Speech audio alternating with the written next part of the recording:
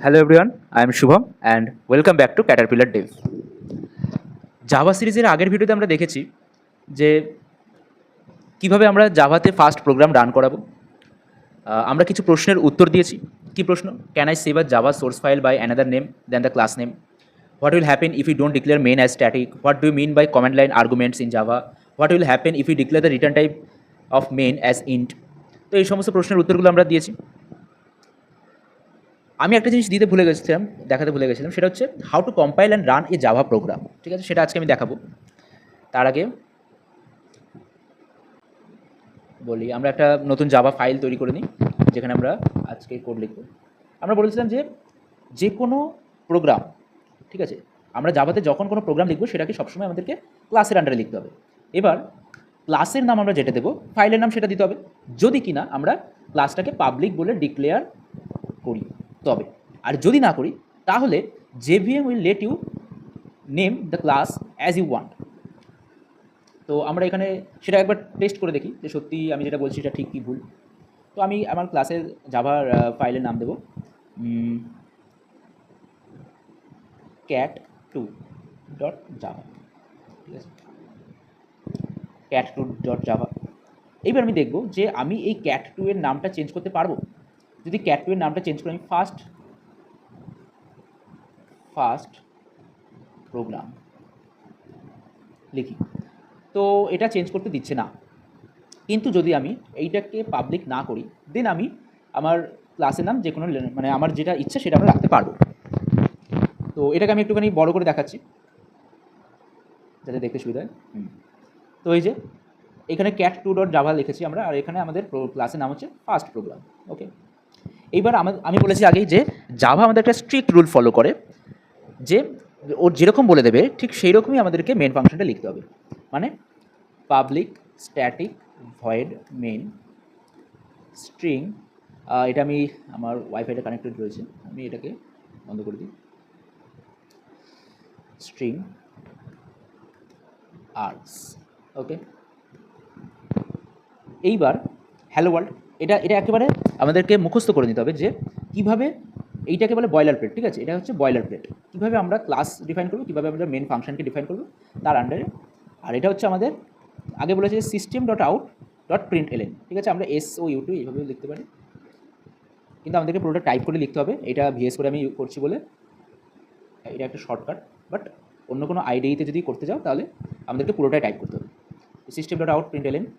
এবার hello world, আমরা যখন system.out.println এর মধ্যে কোনো যদি টেক্সট প্রিন্ট করতে চাই তাহলে অলওয়েজ সেটাকে ডবল কোটের মধ্যে রাখতে হবে। তো হ্যালো ওয়ার্ল্ড। এইবার রান করাতে গেলে সবার ফার্স্টে কী করতে হবে, এটাকে সেভ করতে হবে। ঠিক আছে, আমি VS কোডে আমি এরকম অনেক শর্টকাট কি আমি দিয়ে রেখেছি। ঠিক আছে, আমি একবার দেখাচ্ছি। VS কোডের সেটিংস এখান থেকে পাবে, এখানে গিয়ে সেটিংস, তো এখানে গিয়ে সার্চ করতে হবে যে রান। তো সেভ বিফোর রান এটা অলওয়েজ অন করে রাখবে, তাহলে কী হবে, যখনই আমি রান করব, এই যে এটা আমাদের রান বাটন, এটা যখনই রান করব তখনই প্রোগ্রামটা সেভ হয়ে যাবে অটোমেটিক্যালি। তো আমি এই যে রান করছি, প্রোগ্রামটা অটোমেটিক্যালি সেভ হয়ে যাবে।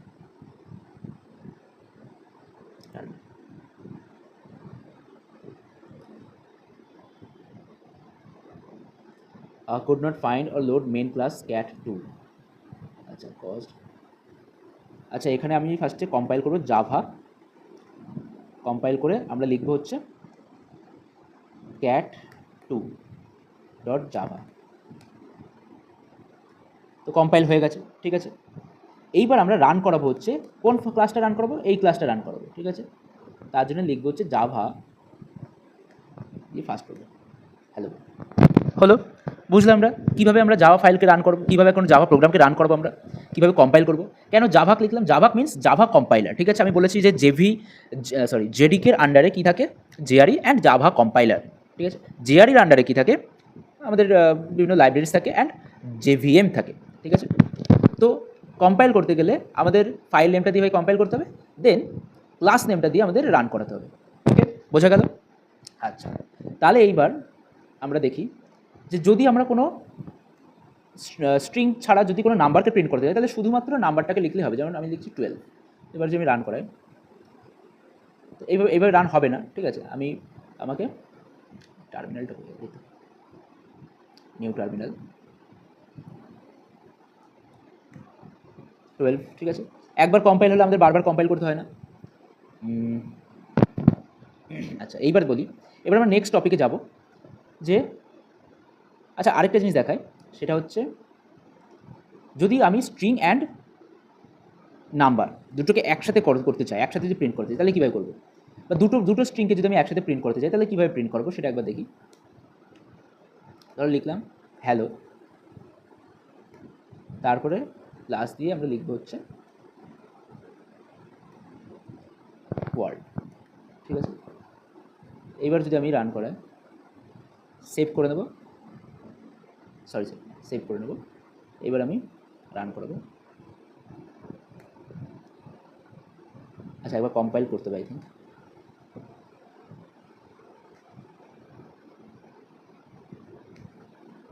হ্যালো ওয়ার্ল্ড, ওকে। এইবার আমি যদি কোনো স্ট্রিংয়ের বদলে যদি আমি নাম্বার রাখি 12, ঠিক আছে। এইবার দেখি কী দিচ্ছে। এবার যে আমি রান করে সেভ করলাম ফার্স্টে, দেন একবার আমি কম্পাইল করে নেব, কম্পাইল হলো, এবার রান করাচ্ছি, কী দিচ্ছে হ্যালো 12, ঠিক আছে। আচ্ছা তাহলে যদি আমি এইখানে 24 দিই আর এখানে 12 দিই তাহলে কত প্রিন্ট করবে দেখি একবার। সেভ করব, কম্পাইল করব, রান করাবো 36। আচ্ছা যদি এই রকম করি যে 24টাকেও আমরা ডাবল কোটের মধ্যে রাখলাম আর 12টাকেও আমরা ডাবল কোটের মধ্যে রাখলাম, তাহলে কি আমাদের প্রিন্ট করবে একবার দেখা যাক। ও আবার সরি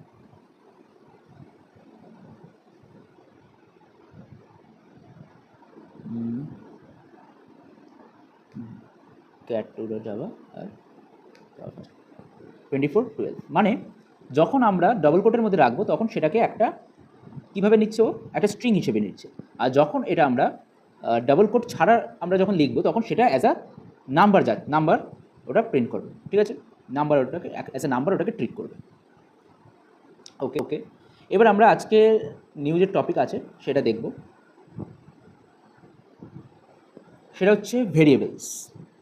আজকের ভিডিওটা একটুখানি বড় হবে কারণ আমরা আজকে ভেরিয়েবলস সম্বন্ধে জানবো, আমরা কনস্ট্যান্ট সম্বন্ধে জানবো, আমরা ভেরিয়েবলসের নেমিং রুল, কনস্ট্যান্ট, তারপরে আমরা দেখবো যে কীভাবে প্রিমিটিভ ডেটা টাইপস আমাদের কী, নন প্রিমিটিভ ডেটা টাইপস কী, ডেটা টাইপস কী, সব কিছু আমরা এক করে জানবো। তো ফার্স্টে বলি যে variables are containers for storing data values, naming rules of Java variables. এবার জাভাতে ভেরিয়েবল ডিক্লেয়ার করার বা ভেরিয়েবলের নাম রাখার একটা রুল রয়েছে, সেই রুলটা আমাদের ফলো করতে হবে। সি++ আমরা দেখেছি, পাইথনে আমরা দেখেছি যে একটা রুলস রয়েছে ভেরিয়েবলসকে ডিক্লেয়ার করার। আমরা ভেরিয়েবলের নাম যে সে নাম দিয়ে দিতে পারি না, একটা প্রপার নাম দিতে হবে, সেটা একটা রুলস রয়েছে। রুলসগুলো আমরা দেখব। তো ফার্স্ট বলছে কি, names can contain only letters means small a to z and capital A to z, digits that means 0 to 9, এখানে ডাবল ব্র্যাকেট করে গেছে, আন্ডারস্কোর্স অ্যান্ড ডলার সাইন। আমরা যে সি++ ব্যাকগ্রাউন্ড থেকে যারা আসছে তারা জানে যে ডলার সাইনটা সি++এ কাজ করে না, বাট জাভাতে ডলার সাইনটাও অ্যালাউড রয়েছে, ঠিক আছে। আমরা ভেরিয়েবলের নামে লেটার্স দিতে পারি, ডিজিটস দিতে পারি, আন্ডারস্কোর্স দিতে পারি আর ডলার সাইন দিতে পারি। এবার ভেরিয়েবলের নাম স্টার্ট হবে কী দিয়ে, যারা সি++ ব্যাকগ্রাউন্ড থেকে আসছে তারা জানে যে ভেরিয়েবলের নাম must begin with a letter or underscore, কিন্তু এইখানে জাভাতে ডলার সাইনটাও অ্যালাউড, তার জন্য ডলার সাইনটা দিয়েও আমরা স্টার্ট করতে পারি, বাট ডিজিট দিয়ে কিন্তু কোনো ভেরিয়েবলের নাম স্টার্ট হবে না, এটা মাথায় রাখতে হবে।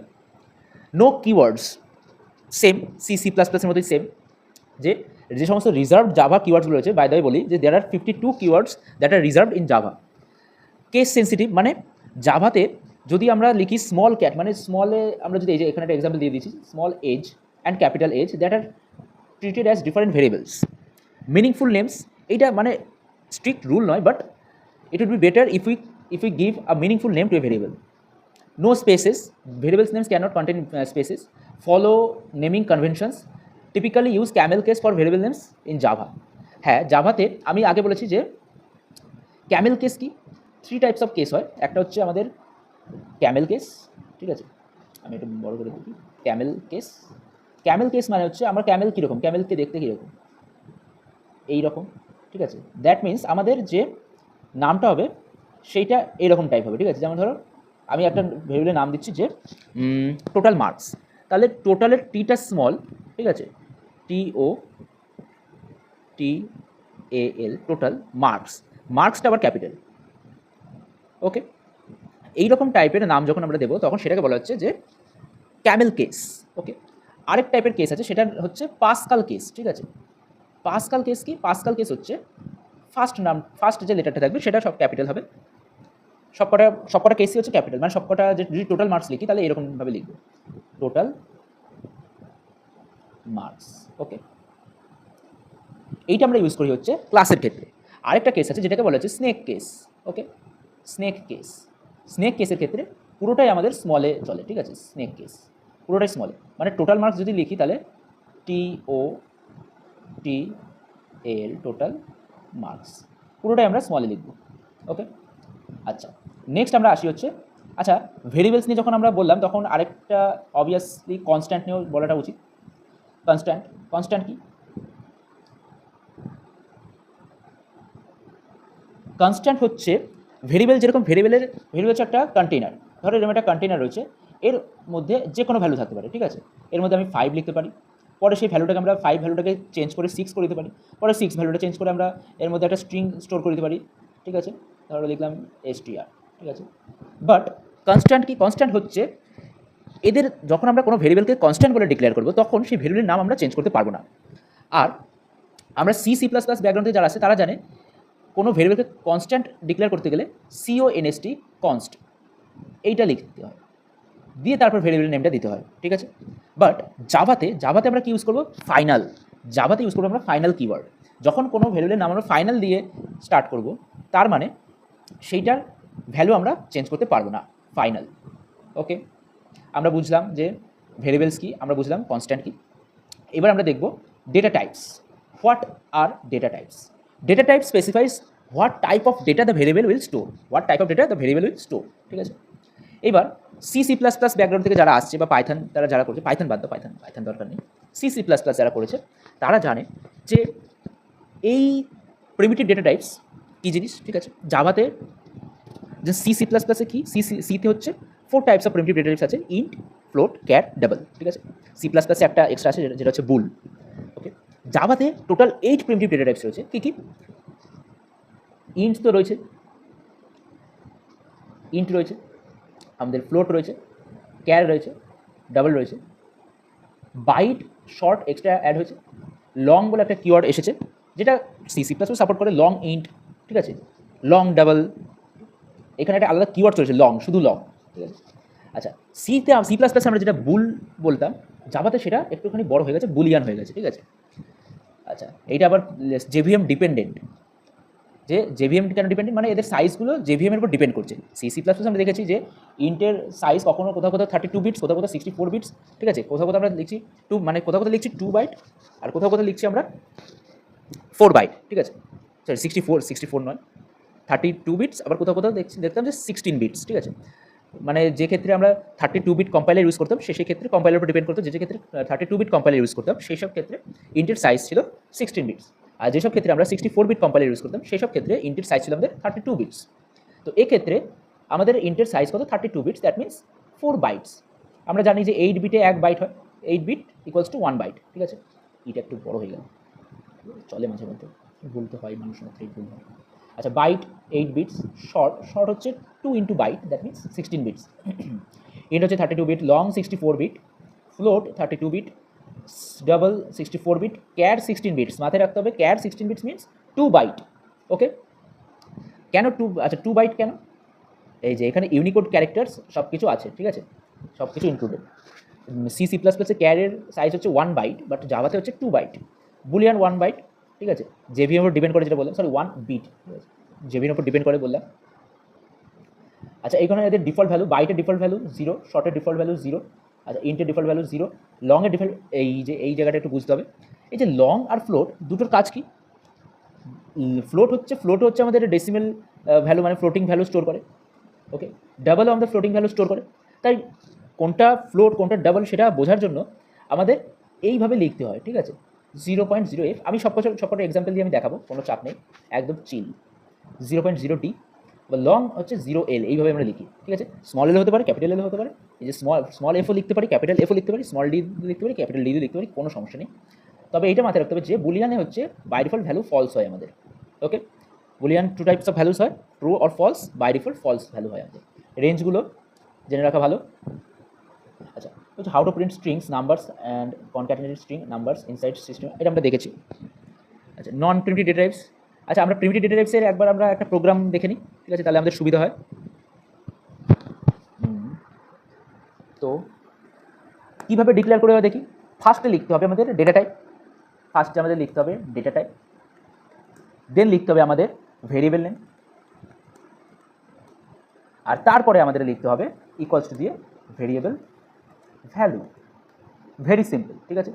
একটা কথা বলি, জাভাতে আমরা কিভাবে কমেন্ট করব, কিভাবে আমরা কমেন্ট দেবো, এটা দেখে রাখা দরকার।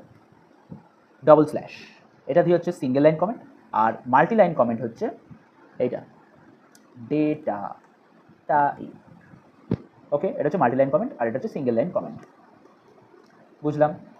আচ্ছা, তো এবার লিখি আমাদের ডেটা টাইপ, ধরো আমি বাইট স্টোর করতে দিই, তাহলে বাইট বি ইকুয়ালস টু, ধরো আমাদের ভ্যালু দিলাম 2, ওকে। এবার আমি এটাকে প্রিন্ট করাবো বি, যেই আমি বিটা লিখলাম এখান থেকে এরারটা চলে গেল। আচ্ছা, এবার এটাকে রান করাই, এই রান করাটা আবার ঝামেলা হয়ে গেছে। এক কাজ করি, এই প্রোগ্রামটা আমরা এইটার আন্ডারে লিখি, তাহলে বারবার ওই কম্পাইল করো রান করো ওটা করতে হবে না। 2, ঠিক আছে। আচ্ছা, যদি আমরা এখানে বাইট লিখে শর্ট লিখতাম, ঠিক আছে। আচ্ছা, এই রেঞ্জগুলো কিন্তু খুব কাজ করে, তার মানে হচ্ছে এই যে বাইটের যে রেঞ্জ -128 টু +127, মানে আমরা যদি কোনো ভ্যালুকে স্টোর করতে চাই সেটা মাস্ট বি বিটুইন -128 টু +127। যদি এখানে আমরা 128 স্টোর করতে চাই তাহলে কিন্তু সেটা ঠিকঠাক ভ্যালু দেবে না। একবার চেক করে দেখেন। বাই দ্য ওয়ে, এখানে এটা এরকম বলছি কেন? আচ্ছা, সরি, শর্টটা আমরা এখানে লিখে দিচ্ছি, বুঝতে 128, ঠিক আছে। যদি বলি এই যে এখানে এরর দিয়ে দিয়েছে, আর কিছু বলার নেই, বলছে টাইপ মিসম্যাচ, তার মানে 127 দিলে এটা ঠিক আছে। আচ্ছা, এবার লিখি শর্ট এস ইকুয়ালস টু, এখানে শর্টের রেঞ্জ কী বলে দিয়েছে একবার দেখে নিই, 32,768 টু 32,767, ওকে। তার মানে আমরা এখানে স্টোর করতে পারবো 32,767, এটা আমি স্টোর করতে পারবো। যদি একটাও যদি বেশি দিই তাহলে এরার দিয়ে দেবে, ওকে। এস, তো রান করিয়ে দেখি, আরামসে প্রিন্ট হয়ে গেছে। এবার আমরা নেক্সট দেখবো, বাইট হলে শর্ট হলে এবার ইন্ট আই ইকুয়ালস টু, আমি লিখবো 1 2 3 4 5 6, ওকে। আচ্ছা, ইন্টের পর ধরো লং লিখতে চাইছি, ঠিক আছে। Long equals to 1 2 3 4 5 6 7 8 9 l, sorry long l equals to, এইবার যখন মানে এই নাম্বারটা ইন্টিজারের মধ্যে স্টোর করছি আমরা, সেইটা আর এটা আমরা লংয়ের মধ্যে স্টোর করছি, সেইটা ডিফারেন্সিয়েট করছে এই এল কিওয়ার্ড, ঠিক আছে, এই এল লেটারটা। তো এবার আমরা যদি ইন্ট প্রিন্ট করাই,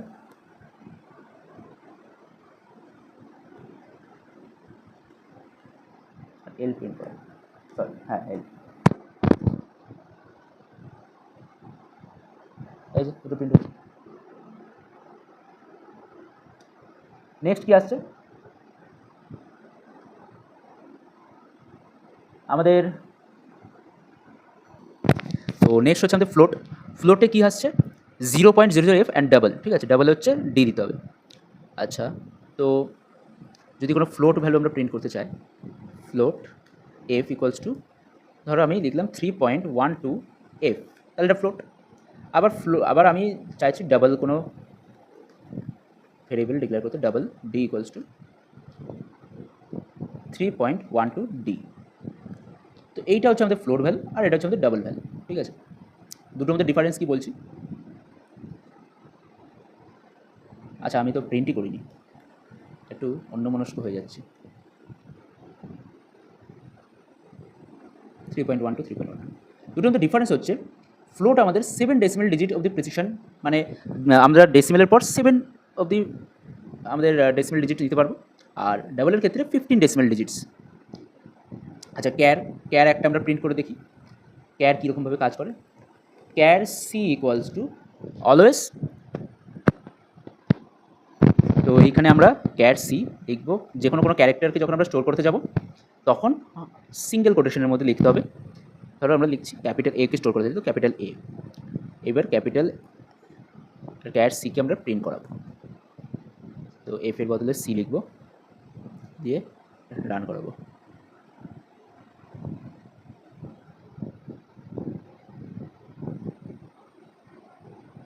এ প্রিন্ট হয়ে গেছে। ওকে, আচ্ছা এবার লাস্ট হচ্ছে Boolean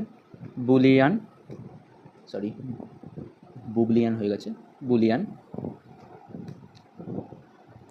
Boolean G equals to লিখবো ট্রু বা ফলস, ঠিক আছে। ক্যাপিটাল ট্রু লিখলেও কোনো ব্যাপার, কোনো সমস্যা নেই, ক্যাপিটাল ট্রুও লিখতে পারি না, ক্যাপিটাল মানে পুরো ক্যাপিটাল, ঠিক আছে, ইয়ার ইউ ই। আচ্ছা ক্যাপিটাল ট্রু লিখলে হবে না, ট্রুটা হচ্ছে আমাদের টিআর ইউই ট্রু, রান করাবো। সরি, এখানে তো জিকে প্রিন্ট করাতে হবে, জিকে প্রিন্ট করে রান করাবো ট্রু। ওকে, কারোর কোনো সমস্যা থাকলে কমেন্ট বক্সে লিখবে। আচ্ছা, এইবার আসে হচ্ছে নন প্রিমিটিভ ডেটা টাইপস। নন প্রিমিটিভ ডেটা টাইপস কোনগুলো? যেগুলো হচ্ছে জাভার নিজস্ব ডেটা টাইপ নয়, ঠিক আছে, বা মানে ক্রিয়েটেড বাই প্রোগ্রামার, সেই সমস্ত ডেটা টাইপগুলোকে বলা হচ্ছে নন প্রিমিটিভ ডেটা টাইপ। কিন্তু স্ট্রিং একটা ডেটা টাইপ রয়েছে যেটা জাভার নিজস্ব ডেটা টাইপ, মানে বিল্ট ইন ডেটা টাইপ, ঠিক আছে, এটাকেও নন প্রিমিটিভ ডেটা টাইপের মধ্যেই ধরা হচ্ছে, কিন্তু ওটা বিল্ট ইন ডেটা টাইপ। এই যেখানে বলেছে non primitive data types are also called reference types that store references or the memory addresses. They are created by the programmer and can have methods and properties. Method means হচ্ছে functions. আচ্ছা, primitive আর নন primitive difference কি? Primitive types হচ্ছে primitive always holds আ value, ঠিক আছে, primitive type always holds a value, but non primitive type can be null. Primitive type হতে গেলে always কোনো একটা ভ্যালু থাকবে, আর নন প্রিমিটিভ অলওয়েজ মানে যে তার যে সবসময় ভ্যালু থাকতে হবে এরকম কথা নালও হতে পারে। আর primitive type starts with lower case character, where the non primitive data type starts with upper case character, ঠিক আছে। যেমন স্ট্রিং, এই যে আমরা এখানে যে স্ট্রিংটা লিখেছি এটা হচ্ছে একটা নন প্রিমিটিভ ডেটা টাইপ, এটা দেখো আপার কেস ক্যারেক্টার দিয়ে স্টার্ট হচ্ছে। ওকে, একটা জিনিস রয়েছে যেটা হচ্ছে আমরা মানে ওটা জাভা 10-এ ইন্ট্রোডিউস করা হয়েছিল, যে কোনো একটা ভেরিয়েবলকে সবসময় কি byte, short, int, long, float, double, char, boolean এই সমস্ত ডেটা টাইপ দিয়ে লিখতে হবে, ডেটা টাইপ দিয়ে কি ডিক্লেয়ার করতে হবে। যদি এমন কোনো ভেরিয়েবল আমরা স্টোর করি, ভেরিয়েবলের এমন কোনো ভ্যালু স্টোর করি যেটার আমি ডেটা টাইপটা আমি ভেরিয়েবলের ভ্যালু স্টোর করার পর আমি জানছি, তাহলে কি হবে, ঠিক আছে। সেক্ষেত্রে জাভা একটা কিওয়ার্ড ইউজ করে, সেটা হচ্ছে var কিওয়ার্ড, যেটা অটোমেটিক্যালি যে ভ্যালুটা আমি স্টোর করছি সেটার ডেটা টাইপটা ও জেনে যায়, ঠিক আছে, অটোমেটিক্যালি ও ডিটেক্ট করে নেয় যে which type of data it is. যেমন var x ইকুয়ালস টু আমি যদি লিখি 10, তারপর এটাকে আমি প্রিন্ট করাই x,